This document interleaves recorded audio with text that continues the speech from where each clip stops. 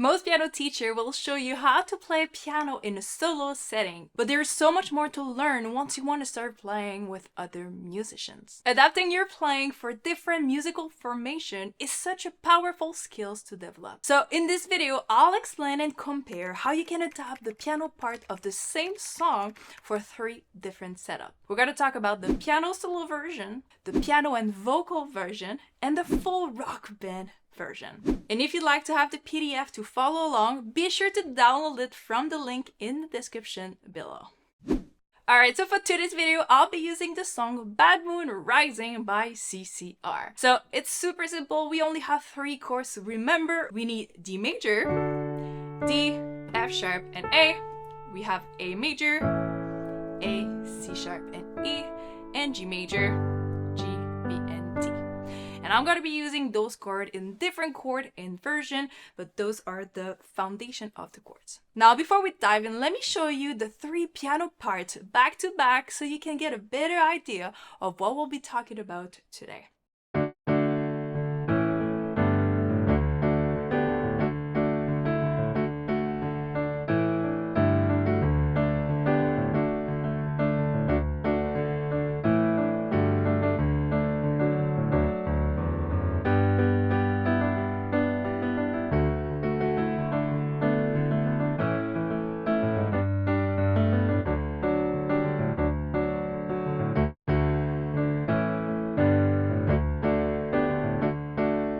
I see earthquakes and lightning.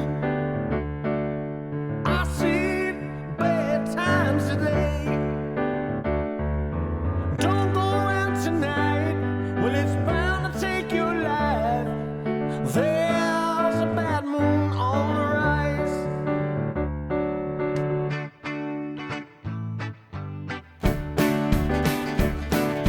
I see earthquakes and lightning. I see bad times today. Don't go out tonight. Well, it's bound to take your life. There's a bad moon on the rise.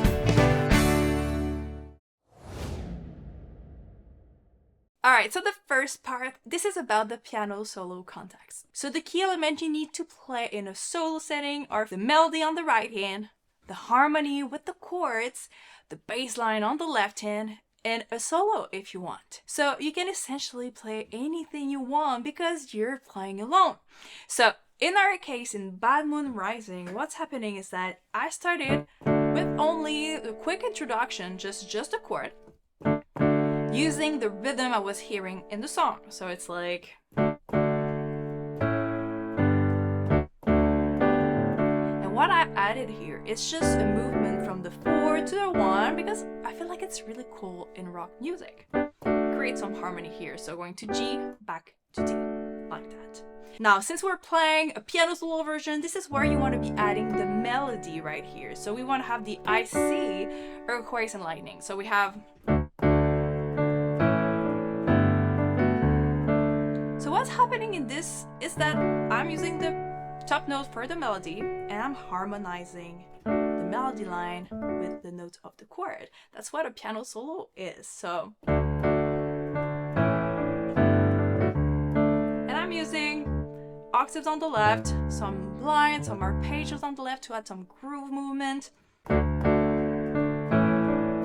but also a lot of power chords too. It's very useful because this song is quite fast, so it's easier to just go from power chord to power chord. A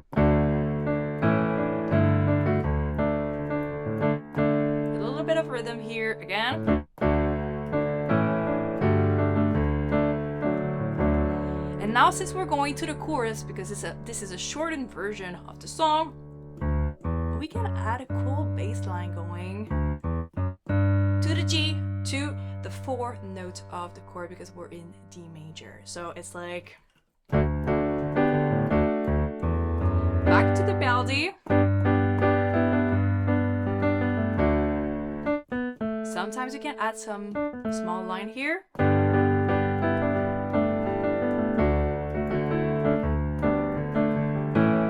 Alright, using my G again.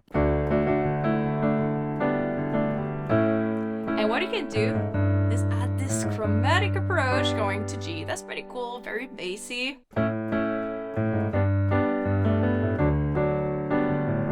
using again this movement here. So this is really how you do it. You have the melody on top, the chords below the melody, and you add some groove with the chords. And we have a cool bass line here that really makes you think about the general groove of this song. And just as a reminder, if you'd like to have the PDF version for this video, for this song, you can download it just below in the description for free. Alright, now let's talk about the piano and vocal version. And the focus is going to shift a little bit because we really want to focus on the groove and the rhythm. We have the chords, we need to play the bass line, and you can even add a solo if you'd like to add one. So in this situation, you need to avoid playing the melody since we have a singer to cover it. So I'll go back to the song and see what I did here. So what happened in the piano and vocal version mostly is that I stopped playing the melody on the right hand because you don't want to do that. The singer is doing it anyway. So you really want to focus on the groove. So let's go back to the beginning. So we had the introduction. That's quite the same thing as the piano solo version, but we can actually keep that groove and play that for the verse while he's singing. Let's see. And here we can also play the very cool bass line going into the chorus. But this one, we don't play the melody again, so we just keep grooving on the G. We can even add the 4 if you'd like, but don't have to.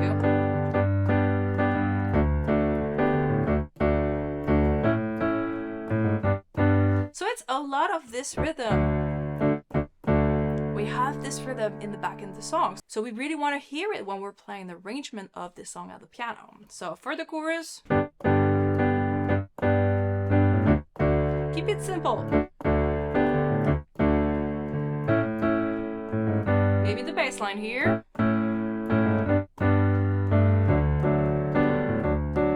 And we can go back to the G like this. So this is really how you need to start thinking when you're playing with a singer. Really focus on a good, steady groove. And now for the third version, it's a full rock band setup and your role is even more minimal. So you really want to focus on the chords, accompanying pattern that fits with the overall groove without overwhelming the sound of the band. And you can also add some small fills and licks that can respond to the vocals or the other instrument. And again, if you want, you can add a solo. It's not necessary because in our case, it's actually a guitar solo later in the song. So you would be comping during the guitar solo, the same thing that we're going to be doing here in this version. So let's take a look at what I just played in the full rock band version. So the guitar started and I was not playing because we really wanted to start at the same time as the whole band. So basically the whole band get in the introduction on the D. So that's why I started on the D. As you can see right now, my chords are kind of changed. I usually go like this when I'm playing solo or with a singer, but not this time. I try to keep it around the middle C right here. And the rhythm you want to be using is really like, listen to what's happening in the song. Listen to what the drummer is playing, the guitar is playing, and try to have something that either complements it or just do the same rhythm. So in our case here, we have the D. And I'm using my small movement here because it works great. I don't think it's overwhelming anything, so it's just a quick movement here. So that's for the introduction. Start on the D with the full band. And then we're into the verse, and we keep the same idea here. We can just go like this. So I'm just really playing the chords, adding this groove that we hear in the song. Then we have A. So I try not to go too low, and I try not to go too high either. So we could actually change the order, the chord inversion, and go higher here. But I feel like it's gonna be in the way of the vocals and the guitar. So I kind of like this chord inversion right here. And for the other chords, you can actually just play a power chord on the left and the chords on the right. Like this. Those are just half note. Super simple here. Like that. And you hold it. Then we have again. And you breathe. You don't play the bass line because you're not the bass player here. And then we're into the chorus. So we have. That's something you can do.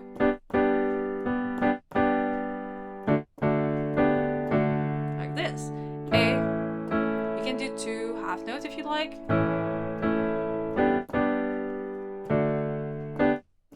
Like this. So this is really simple for the chorus. You really want to stay here. You could actually add this one, but don't play anything like 2 bass line or walking bass or anything. Just hold the chords on the right hand. We're basically playing the same rhythm with both hands here and just having something to play with the left hand. So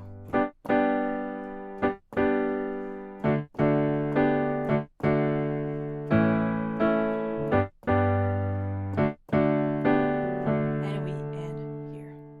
Amazing! That's how you can adapt your playing to different formations. So let me know in the comment if you enjoyed that video and what song I should break down next in a similar way. Alright?